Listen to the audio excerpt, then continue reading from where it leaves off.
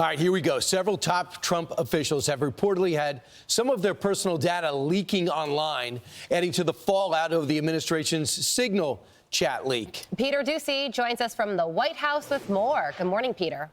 Good morning. And among the top national security officials here who need to change their passwords this morning because theirs have now leaked online are the National Security Advisor Mike Waltz, the Director of National Intelligence Tulsi Gabbard, and the Secretary of Defense Pete Hegseth. But those officials continue enjoying the backing of their boss. It's all a witch hunt. Here we are talking about some of the greatest business deals ever made. The greatest companies in the world are moving into the United States, and you want to ask about whether or not Signal works. I don't know that Signal works. I think Signal could be defective, to be honest with you. And you heard it there. The president is trying to move on to talk about other stuff like auto tariffs. The mainstream media continues to be focused on a sensationalized story from the failing Atlantic magazine. If this story proves anything, it proves that Democrats and their propagandists in the mainstream media know how to fabricate, orchestrate, and disseminate a misinformation campaign quite well. Elon Musk and the Doge guys are looking at tech flaws that could have allowed this to happen, but the Secretary of State doesn't think any damage was done sharing attack plans with a reporter. The Pentagon says it was not, and not only did it say it was not, they make very clear that it didn't put in danger anyone's life or the mission. There was no intelligence information, and that's coming from the highest-ranking officials at the agency that was in charge of the actual operation. That's their story, and they're sticking to it because the most classified stuff that exists, like the location of unit, the type of unit, the flight paths to target, was not ever shared on the Signal group chat, and because no U.S. service members were directly harmed because of it. Back to you. So Peter, you started your report talking about how some of these top national security people, they've got their data leaked online where it's their names and it's their passwords and stuff like that. Most damaging, of course, is just the fact that it's Mike Waltz. Normally, somebody would take that kind of stuff down before a confirmation hearing, but he didn't go through that process. So maybe that's why it's still out there. And kind of surprising because I remember during the first White House, the first Trump White House at one point, the press secretary, Sean Spicer, had his Venmo leak and people were sending him money with a nasty message or requesting money and stuff like that. So it's not the first time that this has happened.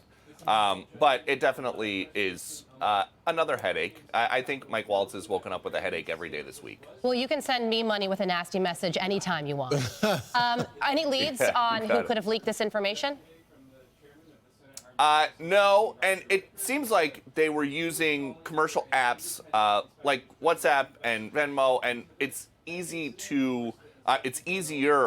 to locate somebody kind of backwards. If you have their phone number, then you can go and try to find them on these apps. And it seems like that's what happened here. But it doesn't appear that anything sensitive has leaked, just more of somebody's going to have to go through and change all their passwords on their personal phone today. All right. Thanks, Peter. Thanks, Peter. So the thing is, they're moving at Trump. The good news for this story is they're moving at the so-called Trump speed. There is so much more going on. Number one, the attacks on the Houthis is continuing. The talks with Russia and Ukraine are continuing. That's going to be newsworthy. The president's tariffs are really newsworthy. But for the Democrats, they want to talk about this. Chuck Schumer wants to talk about anything but him, and they want to talk about this.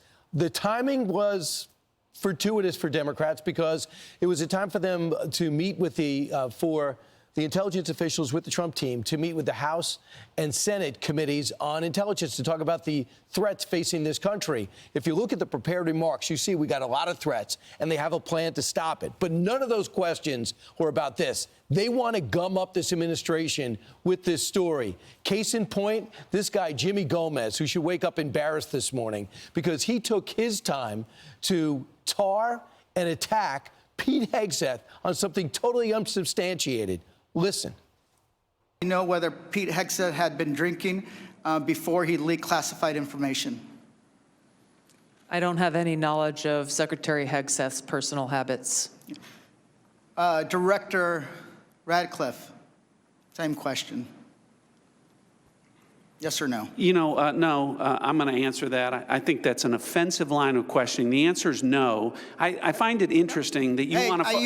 No, I'm going to answer. You asked me a question. You want an answer? No, listen. You don't want to focus on the good work that the CIA is doing. Was his performance compromised because of a successful strike? Back. Mr. I bring my. You want to know? You want to talk about accepting responsibility? Do you think you should accept responsibility for a successful strike to make Americans safer?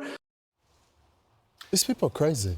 I mean, trying to create a moment. He looks terrible right there. There's no evidence to suggest that. By the way, the secretary has been open and transparent about him turning his life around, and he doesn't drink anymore. As a matter of fact, I was down there reporting in Texas. He was there, and I forgot all about it, and I said, we got to catch up over beers. And he was like, dude, I seriously don't drink anymore. So I just think it's terrible. Also, this is the party that has defended Hunter Biden, a drug addict, and defended him and said, don't attack people during their recovery, but now you want to go after the secretary where there's no evidence. Well, you know what's interesting about the line of questioning from that particular Democrat member of Congress is it seems like they have based their questioning of a high-ranking government official on something that they've spotted online or on social media, because there was an image of Pete Hegseth drinking out of a glass, and it appeared to be like a dark liquid.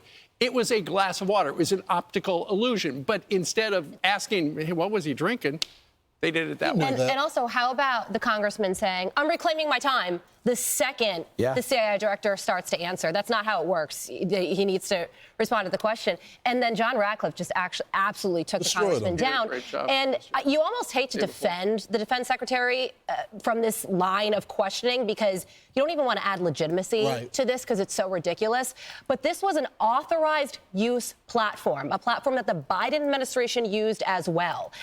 And when the CIA director testified on Tuesday, he said the first thing that happened when I was sworn in as CIA director is that signal was uploaded to my computer. It was right there. So the use of the platform has been something that has happened for years. And now there will be a relook at maybe it shouldn't happen again. But it's not like they did anything wrong. And a lot is being focused now on what could have happened than what did happen, when what was shown in those messages is that the defense secretary, Pete Hegseth, organized a successful strike that took down terrorists. I would just do the Brit Hume axiom, move on. You know, if something evolves, you do it, you move on, but there's so many other people in that press room. And I would say this, Lawrence, I think you know this.